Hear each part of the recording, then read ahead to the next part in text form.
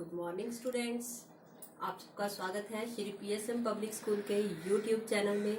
मैं मीनाक्षी आज फिर आपके सामने उपस्थित हूँ हिंदी पाठ्य पुस्तक पाठ 1 के साथ राख की रस्सी। कल भी बताया था मैंने कि ये कक्षा 5वीं के लिए है।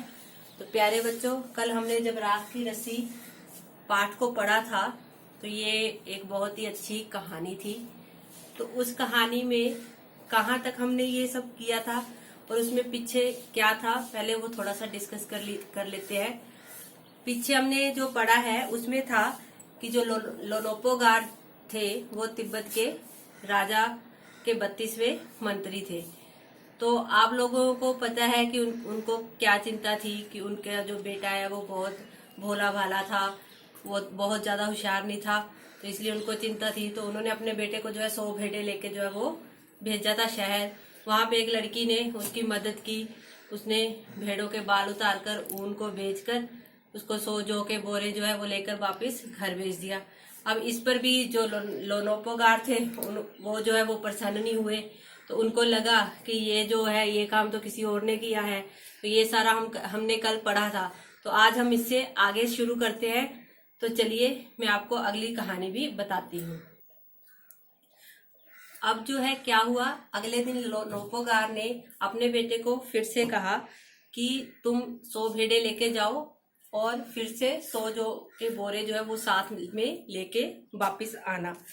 एक बार फिर निराश होकर जो है लोनोपोगार का बेटा शहर की तरफ चला गया और वो फिर उसी जगह पर जाकर बैठ गया जहां पर उसे पिछले दिन जो है वो लड़की मिली थी।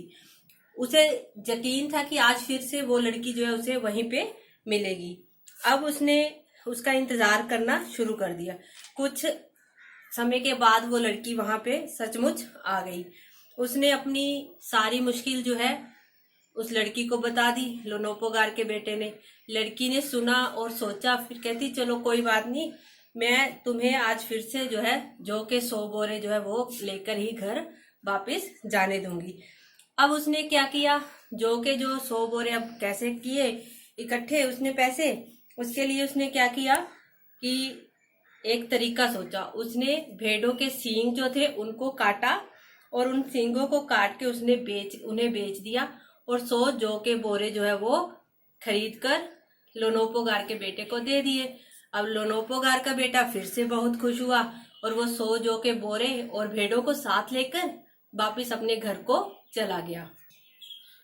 अब उस लड़की ने जब लोनोपोगार के बेटे को घर में भेज दिया तो वो लड़का खुशी खुशी जा रहा था।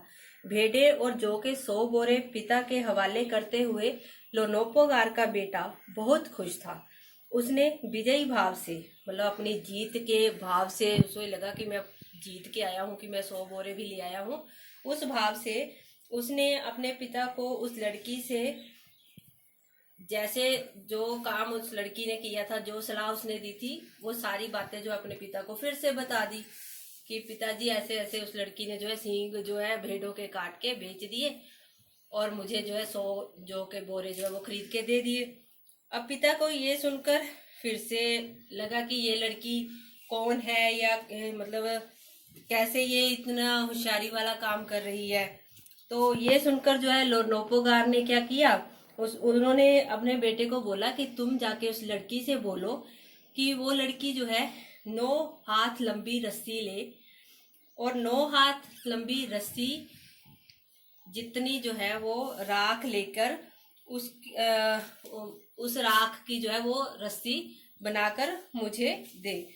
तो मतलब अब राख की रस्सी, राख आप लोग समझते ही हो, जो ऐश बच जाती है जब लकड़ी जलाते हैं, तो उसकी अब राख की रस्सी जो बनाना तो बहुत मुश्किल है। ऐसा सोचकर उन्होंने अपने बेटे को कह दिया कि जाकर उस लड़की को ये संदेश दो। अब लड़की के पास बेटा वो फिर से गया उसी लड़की के पास और उसने जो है ये संदेश जो है वो उस लड़की को दिया कि मेरे पिता का संदेश है कि तुम जो है राख की रस्सी बनाकर उन्हें दिखाओ। तो लड़की ने भी आगे से सोचा और एक शर्त जो है वो उसके पिता के आगे रख दी कि मैं रस्सी तो बना दूंगी मगर तुम्हारे पिता को वह गले में पहननी होगी। अब लड़की ने उसके आगे क्या शर्त रखी कि राख की रस्सी जो है वो बनाकर दे देगी, पर उस रस्सी को क्या है, लोनोपोगार जी अपने गले में डालेंगे। अब आपको ये तो पता ही है कि रस्सी जो है राख की वो कैसी डाली जाएगी। अब देखो, लोनोपोगार ने सोचा ऐसी तो रस्सी कभी बन नहीं पाएगी, ये तो असंभव है। तो इसलिए उन्होंने लड़की की शर्त को जो है वो मंजूर कर लिया। अब अगले दिन लड़की ने क्या किया, वो सुबह उठी, उसने उठकर एक पत्थर की सील ली, प्लेन पत्थर होता है उसे सील कहते हैं, तो वो उस सील पर जो है 9 हाथ लंबी जो है रस्सी रखी और उसे जला दिया। अब रस्सी जल गई तो बचा क्या, राख। तो वो रस्सी की शेप में जो है वो राख जो है वो बच गई।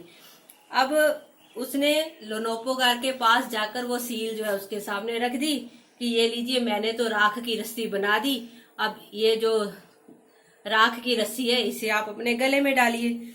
अब ये देखकर जो लोनोपोगार जी थे, जो समझते थे कि वो बहुत होशियार है, बहुत समझदार है, उनकी जो चतुराई थी, जो समझदारी थी, वो धरी की धरी रह गई। तो अब उनको पता था कि अगर वो राख को हाथ लगाते हैं तो राख जो क्या होगी, बिखर जाएगी, और गले में डालना तो बहुत दूर की बात है, हाथ लगाते ही राख जो है, जो रस्सी की राख है वो सारी बिखर के एक साइड को हो जाएगी। अब लड़की की समझदारी के सामने जो उनकी चालाकी थी वो क्या हो गई, धरी की धरी रह गई।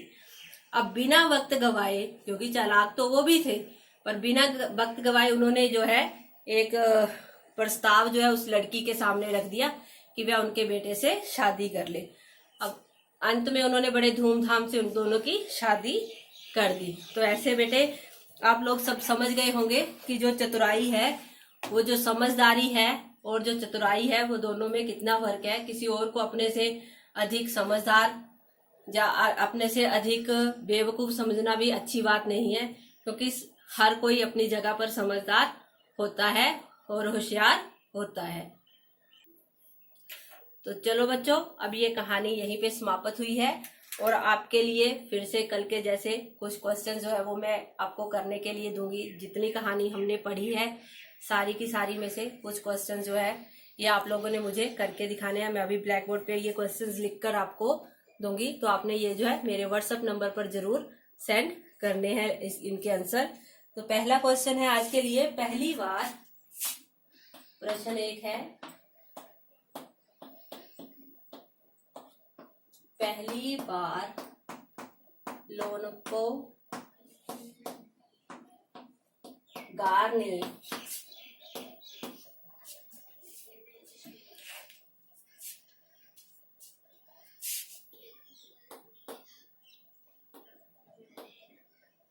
लोनोपोगार के बेटे ने क्या बेचकर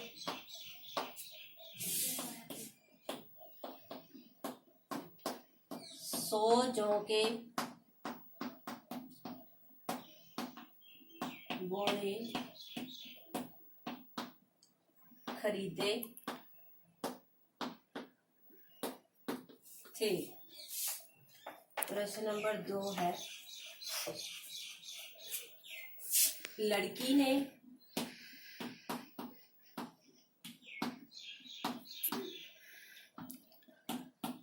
राख की रस्सी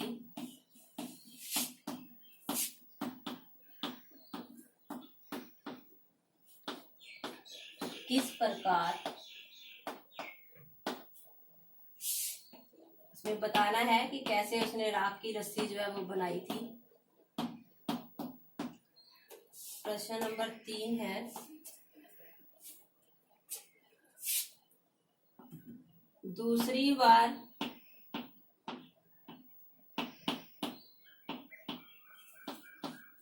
लोनोपोगार के बेटे ने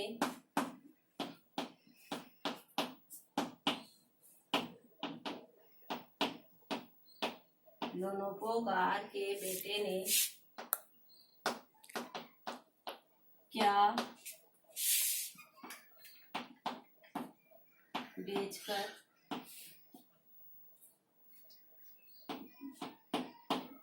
जौ के 100 बोरे खरीदे।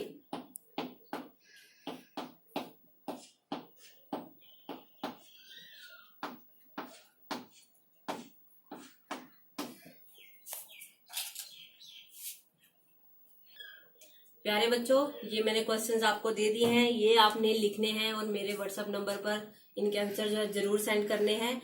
ये क्लास 5th के लिए है। और सबसे पहले आप लोगों ने एक काम जरूर करना है, हमारे श्री PSM पब्लिक स्कूल के यूट्यूब चैनल को सब्सक्राइब और लाइक जरूर करना है। जो वीडियो टीचर्स भेजते हैं वो आपने ये काम जो है जरूर करना है। और इस कोरोना जैसी महामारी से बचने के लिए घरों में रहना है, सुरक्षित रहना है। Have a nice day.